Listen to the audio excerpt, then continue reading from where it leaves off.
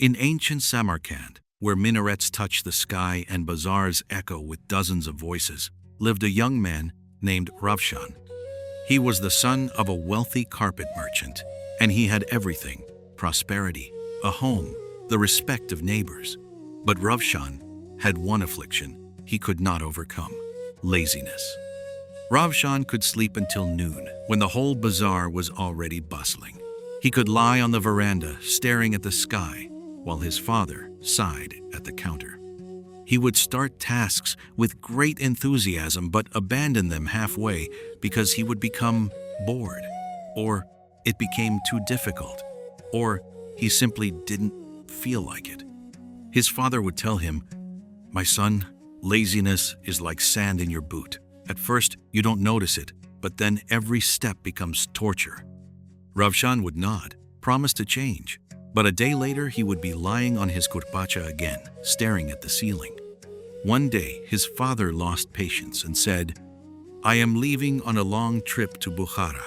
I will return in a month. I want you to sell at least 5 carpets on your own during this time. If you sell them, I will entrust my business to you. If not, you will have to become an apprentice to a cobbler. Perhaps hard work will teach you some sense."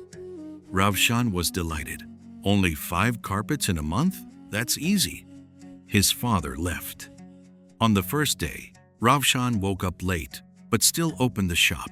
He sat on a carpet, put some tea in front of him, bought a flatbread, and waited for customers. People walked by, glanced in, but no one bought anything. By evening, Ravshan was tired from doing nothing and closed the shop. "Tomorrow, I will definitely sell one," he told himself. The second day was the same.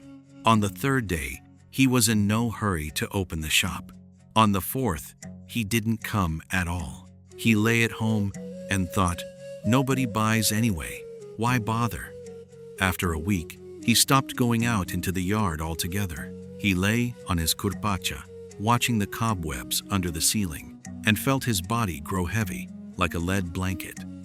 An old neighbor woman, Zulfiya, saw him one morning and shook her head. "Ravshan, you have become like a shadow. You will disappear soon." He waved her off.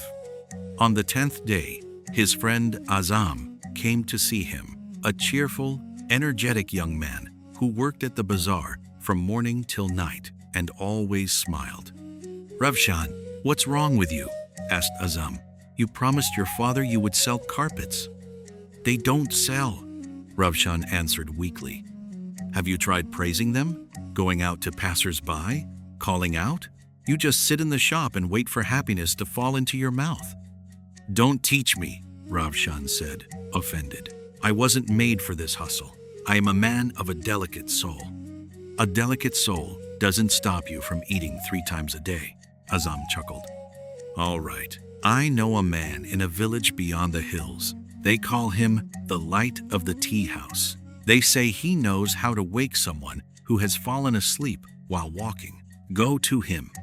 Ravshan waved him off, but that night he dreamed he was lying in the desert and sand was slowly burying him, and he couldn't move. He woke up in a cold sweat. The next morning he got up, put on a clean robe, and walked beyond the hills. The road was not long. The village hid among mulberry trees and old elms. In the center, under a large canopy, sat an old man with a long gray beard tucked into his belt. He was drinking green tea from a bowl and watching the passing clouds. "Are you Ravshan?" the old man asked without turning around. "Azam said you would come. Sit down." Ravshan sat across from him. A bowl of hot tea was placed before him. "Tell me, my son," the old man began. "What do you want?" "I want to stop being lazy," Ravshan answered. "A good desire. And why do you want to stop being lazy?"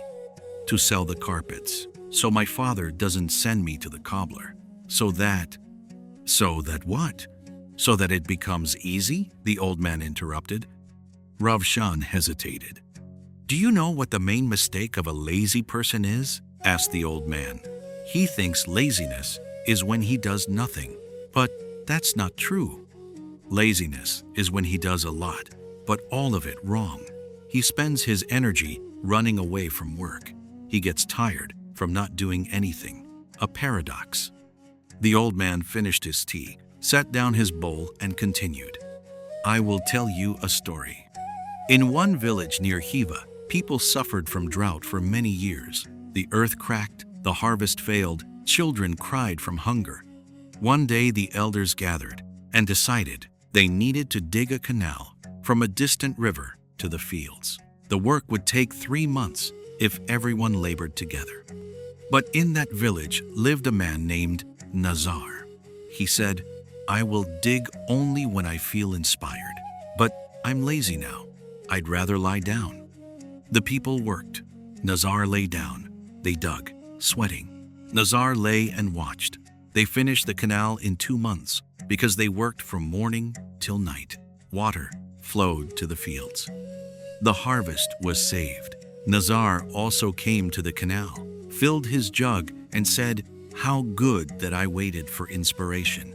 Now I have water too. The people laughed.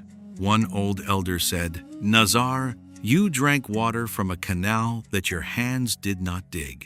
Your laziness feeds on the labor of others.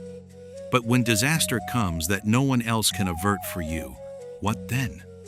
Nazar waved him off. A year later, a new disaster came. Locusts. Everyone rushed to save their fields, but Nazar lay down again. This time, the canal did not help. The locusts had to be scared away, caught, burned. Nazar lay and waited for someone else to do it for him. No one did. His field was eaten. His family starved. And then he understood. Laziness is a luxury you can afford only when others work for you. But if everyone stops working, the lazy person will be the first to die. The old man looked at Ravshan. Your father works for you. Your neighbors tolerate you. Azam tries to help you. Your laziness is not your unique trait. It is a parasite that lives off others. Do you want to test it? Stay completely alone, without money, without food, without a roof. Then you will see how quickly your laziness disappears. Ravshan lowered his head. There is another story, the old man continued. In Bukhara lived a master carpet weaver. A student came to him and said, I want to learn to weave, but I'm too lazy even to start. What should I do?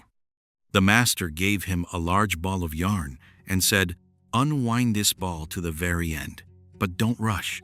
Do it slowly, carefully, without breaking the thread. The student was surprised. Will this help with laziness? But he took the ball. At first, it was interesting. Then it became boring. Then his hands grew tired. He wanted to give up, but the master said, Continue. After 3 days, the student unwound the ball. He brought the master a pile of woolen threads.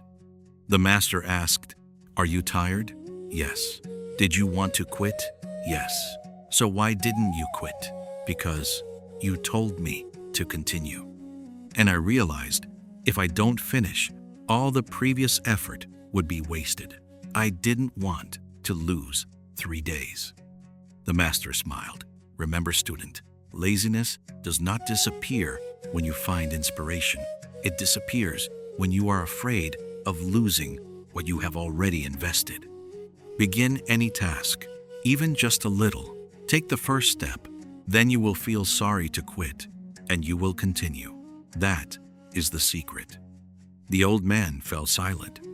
Do you understand, Ravshan? He asked. I think so, Ravshan answered. To begin, to make even a small move. Exactly. A lazy person waits for the desire to act to appear on its own. But desire comes only after you have started.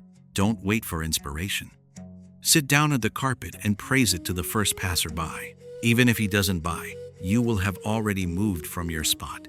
And once you have moved, you will no longer be able to lie down. Ravshan thanked the old man and walked back to Samarkand. All the way he thought about the canal and the ball of yarn. He understood that his laziness was not a character flaw, but a habit of waiting for someone else to do things for him.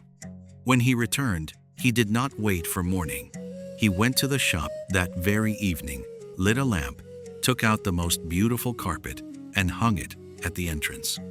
Then he went outside and began calling out to passers-by. People were surprised. "Ravshan, you? At this time of day?" He smiled, talked about silk, about handmade work, about the colors. That evening, he didn't sell a single carpet, but he had started. The next day, he rose at dawn. He arrived at the bazaar earlier than everyone else, arranged the carpets, washed the floor. By noon, the first customer arrived, an old man from Shahrisabz looking for a carpet for his daughter.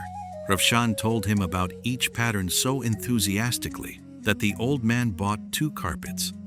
By the end of the month, Ravshan had sold not 5, but 12 carpets. When his father returned from Bukhara, he could not believe his eyes. The shop shone, his son was cheerful, and coins jingled in the purse. "What happened?" asked his father. "I met a man," Ravshan answered. "He told me that laziness is not an enemy, but a shadow that disappears when you take the first step. I took it, and the shadow went away." His father embraced him and said, "You have understood the main thing, Ravshan. A lazy person waits for the mountain to come to him. A wise person walks toward the mountain. And if he does not stop, one day the mountain will be at his feet."